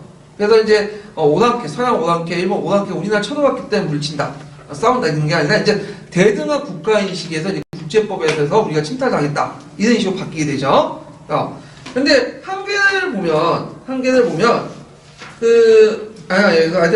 이제 보면요, 그거는 당시 국제사회에서 공법보다도 무적이 큰 시험을 발휘했기 때문에 이건 현실은 인식을 오지 못해. 말보다 뭐다 주목이죠. 예, 근데 이거는 좋은데 취진 좋은데 실질적으로는 이제 먹혀지지 않았다 이렇게 이제 보시면 되고 요 관련돼하고 금성구 가서 한번 잠깐 보고 넘어갈게요. 금성구 250페이지 펴보세요.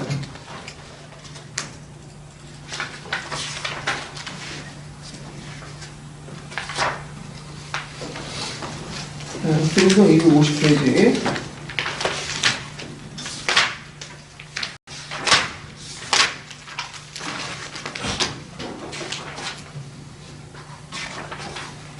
자, 거기 보면 이제 여기 보면 대한제국 주목한 만민국법 있죠? 거기 이제 다 읽지는 마시고 그 두 번째 단락 있죠? 이 책은 부터 한번 쭉 읽어볼게요. 이 책 제98장에는 강대하고 횡포한 나라가 다른 나라의 자주권과 자립권을 침탈한 경우 모든 나라가 호응하여 구원한다라는 규정이 있어서 특히 주목을 받았다. 이러한 이유로 대한제국 선포를 준비하면서 만국공법을 면밀히 검토하였고 대한제국 선포에 대해 국제사회의 승인을 얻어내기 위해 많은 노력을 기울였다. 만국공법은 개화파, 위정척사파를 가릴 것 없이 당시 지식인에게 많은 영향을 끼쳤다. 그러나 당시 국제사회에서는 공법보다 무력이 더 큰 힘을 발휘하고 있었던 것이 엄연한 현실이었다. 예, 그래서 그 내용들 파악을 해두시면 되고요. 자, 그러면 이제 다음 관련된 문제 보면 142페이지 펴보세요. 142페이지.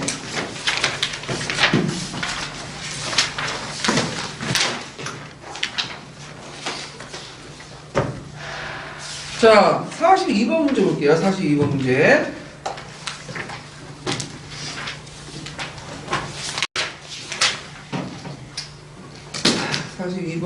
자, 다음과 같은 현재 즉위식의 의미를 한 줄 이내로 써보고, 그 다음에 이제, 발언 직전에 지방제도 개혁 내용을 말해보시오. 그리고, 조선 쪽의 밑줄진 기획에 제천내를 하지 못했던 이유를, 써보시오. 이렇게. 근데 이 기억이, 안 적어놨네? 이 기억은 항고단에 나가서 한우대 항제의 직위를 알리는 게, 여기까지 쭉 쓰시면 돼요. 네. 자, 여기는 항고단은 이제 일단 나간다는 의미는 중국과 사대관계를 청산하고 대등하다는 걸 알려주는 거죠. 한해의 찬사는 누구만이 할 수 있는 거죠? 천자만이 할 수 있는 거죠. 중국의 황제만이. 그 다음에 이제 여기에서 이제 그 지방제도 개혁. 이때 강국개혁 이제 지방제도 개혁을 쓰면 되는데 행정구역 23부제에서 뭘로 바뀌었다? 13도 꼭 외워두세요. 예전에 기초에 나왔던 거고. 자, 못한 이유는 뭐냐? 이게 이제 조선 쪽에까지는 좀 했는데 뜬금뜬금했는데 세조 이후부터 안 했어. 왜? 중국 관계를 고려해서 제국을 할 수 없기 때문인 거죠. 네. 그래서 고려나 조선 초기까지는 뜨끔뜨끔 했는데 세조 이후부터는 이제 안 했다. 이런 내용들 좀 파악을 해두시면 될 것 같아요. 자, 그 다음에 147페이지 보세요.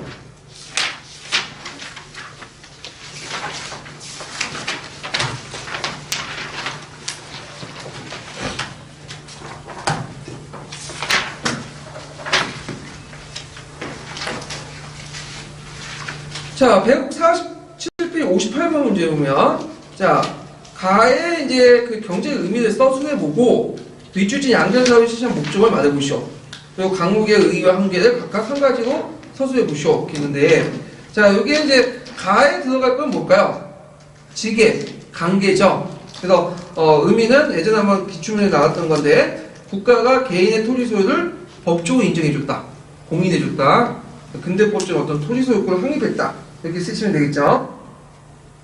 일단 목적은 대한제국의 개혁을 통한 재정 확보. 그래서 전국적인 토지 소유권 확립했고 또 하나 더 적어놓으면 여기에 이제 토지의 상품화를 원활히 하기 위해서 지주전원제를 이제 확립을 하고 지주권을 이제 보호하는 차원에서 하는 거고 의의를 보면 아까 이제 이거는 의의는 이제 앞에 언급한 거 좀 연관돼 있고 없는 것도 있는데 자 강국개혁은 국가의 자주 독립과 근대를 지향하고 외세의 간섭을 배제하면서 자주적으로 추진했고 국방력 강화를 필요한 상업 발전과 근대 토지 소유 제도를 확립했고 그 다음에 교육, 과학, 기술 여러모의 일부 성과가 있었다. 그래서 앞에 제가 언급했던 의 부분을 또 추가해서 쓰시면 되고 한계도 보면 요것도 이제 앞에 언급하지 않은 내용도 몇 개 있어요. 그래서 강국개혁 성때 근대적 기업은 다수 성립했으나 일본의 침략 본격화되어 대부분 몰락했고요. 지나치게 항실 위주였고요. 그리고 항제권 강화를 주게 민권을 보장하는 개혁을 소홀했고 그 다음에 집권 세력의 부정부패로 만약 수탈이 강화되어 민주주의 방해 저항이 심했다. 그래서 앞에 제가 이제 한계성 몇 개 적어놨죠. 이것도 천재교육의 교과서 몇 개 더 있으니까 이것도 같이 적어놓으시고요. 그러면 한번 읽어볼게요. 이 부분을. 자, 천재교육 227페이지 펴보세요.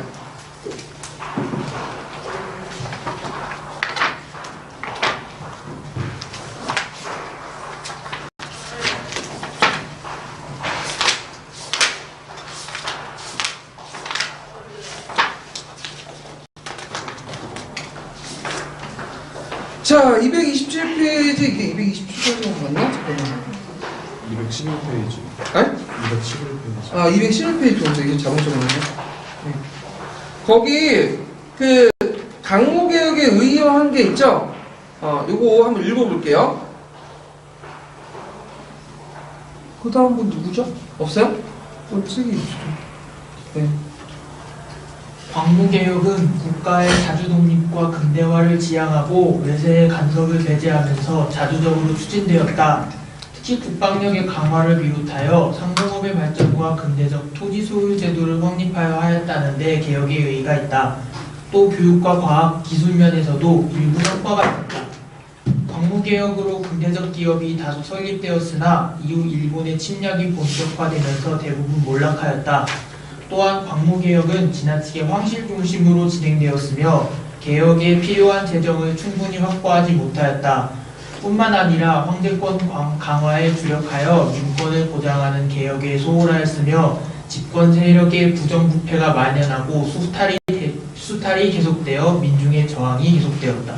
그리고 이제 대한제국의 외교활동 부분도 뒷부분에 좀 더 자세히 설명이 있거든요. 요거 좀 나중에 시간 되시면 읽어보시면 될 것 같아요. 뭐 국제연합이라든지 만국국제연합이나 국제적시사 뭐 가입 같은 내용도 있고, 그 다음에 이제 그 한국정시관 뭐 소개 그 내용도 있으니까 한번 읽어보시고요. 자, 좀 쉬었다가 다음에 또 시작할게요.